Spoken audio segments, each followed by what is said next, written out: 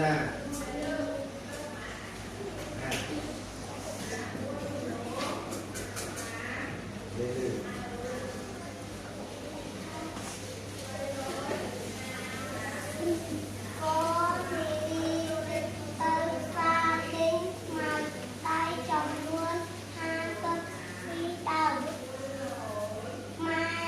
ទីម៉ែម្ដាយ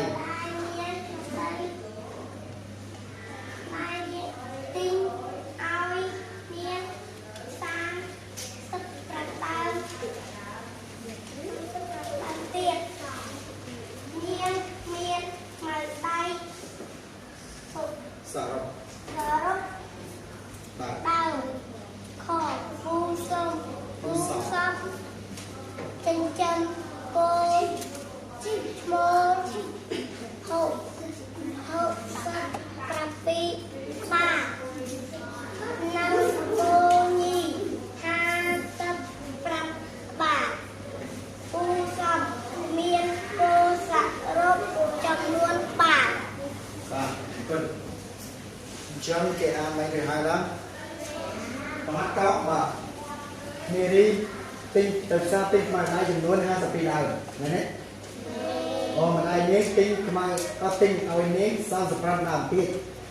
អញ្ចឹងតានាងមានសរុបប្រមាណតានាងសរុបប្រមាណដើមចេញធ្វើអីហ៎ព្រោះតាយើងធ្វើអីហ៎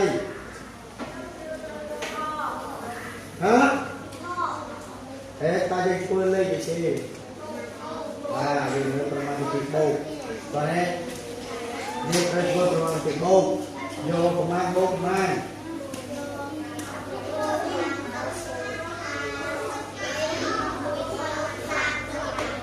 ទេ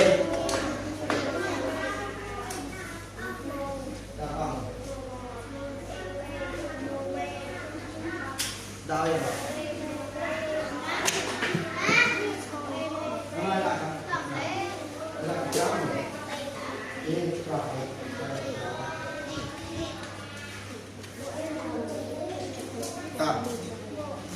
អានេះ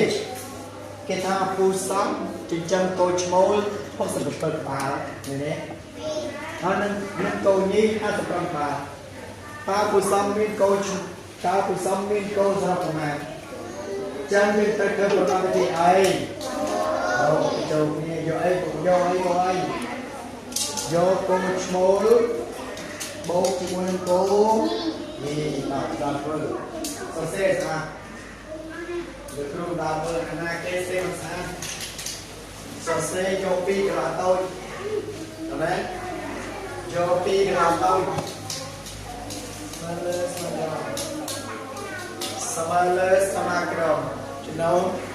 តោះចាប់ដើមធ្វើលោកគ្រូនឹងដើរមើលអាណាគេអត់ធ្វើណោះអាណាគេមើលគ្នាអត់ចម្លងគ្នាដាក់កតាកណ្ដាលដោយ